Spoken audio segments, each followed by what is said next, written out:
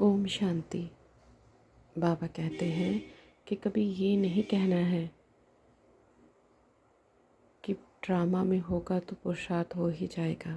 बड़ी सुंदर बात कही है कि ड्रामा में होगा तो पुरुषार्थ हो ही जाएगा। ऐसा नहीं समझना है, ना ही कहना है, ना ही करना है, क्योंकि पुरुषार्थ तो करना ही है। ये ड्रामे में नूंधा हुआ है, यानी कि ऐसा सीन है, ऐसा रोल है हमारा कि पुरुषार्थ तो करना ही है। लथार्जिक नहीं होना है कि ड्रामा में होगा तो अपने आप पुरुषार्थ भी हो जाएगा, बल्कि ये सोचें कि ड्रामा में ये पार्ट है हमारा कि पुरुषार्थ करना ही है। कोई भी कार्य है, अध्यात्म का, कर्म क्षेत्र का, वाणी का, मनसा का, कुछ भी है, पुरुषार्थ करना ही है। ये पार्ट है, ये सीन है बना हुआ। इसलिए सहज रहते हुए पुरुषार्थ करते जाएं। और पुरुषार्थ तीव्र कैसे होगा? यदि लाइट, माइट और डिवाइन इंसाइट यानी कि तीसरा नेत्र, ये तीनों चीज़ें सही रहेंगी। लाइट परमात्मा के प्रकाश से भरपूर, उसकी दिव्यता से भरपूर, परमात्मा की दिव्यता से भरपूर, लाइट से भरपूर। और जब परमात्मा की लाइट से भरपूर होंगे तो माइट सहज समझ आएगी।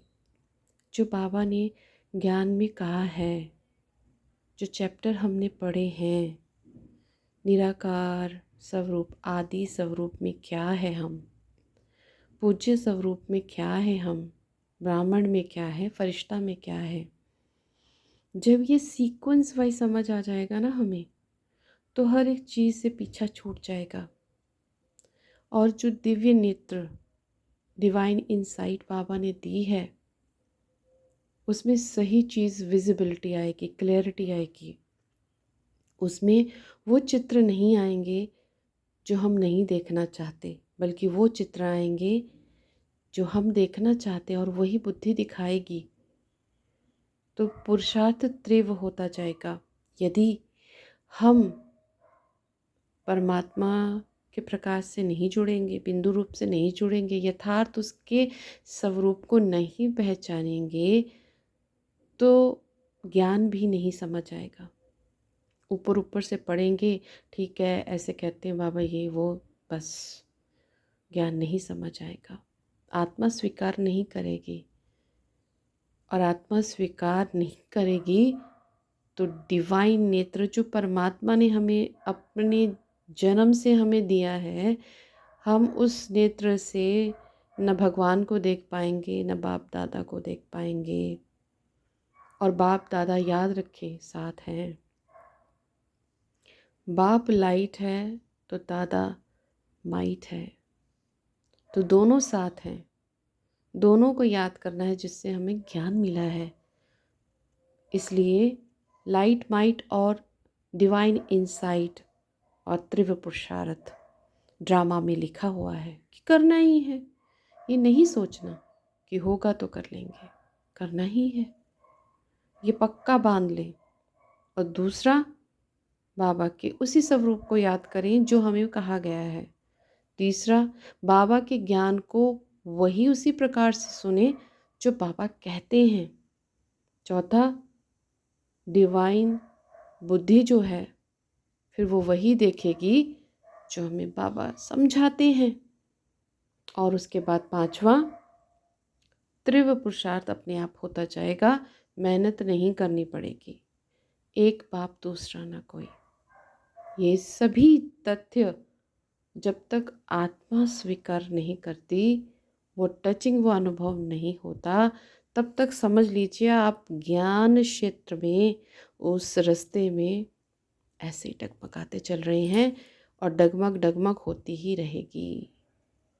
और ये तभी स्टॉप होएगा जब इन चीज़ों को हम यथार्थ रूप से एक्सेप्ट करेंगे, देखेंगे, सुनेंगे, चलेंगे, तो ही, अदरवाइज नहीं। अदरवाइज नहीं।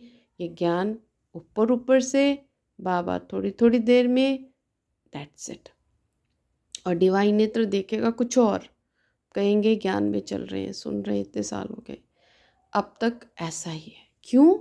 क्योंकि ज्ञान को वैसे नहीं लिया, बाबा को स्वरूप में नहीं देखा, नहीं माना, नहीं जाना, स्वीकार नहीं किया, इसलिए ये ऐसा हो रहा है। पुरुषार्थ भी नहीं तीव्र होगा, ये कहेंगे होगा तो कर लेंगे, और वो चीज़ नहीं आएगी कि करना ही है, तब तक लथार्जिक। तो इन चीज़ों से छुटकारा पाने के लिए ये सभी चीज़ों को बहुत गहराई से स्वीकार करना बहुत ज़रूरी है। तब तक इस क्षेत्र में, इस ज्ञान के रास्ते पे ऊपर नीचे हिलोरे खाते रहेंगे।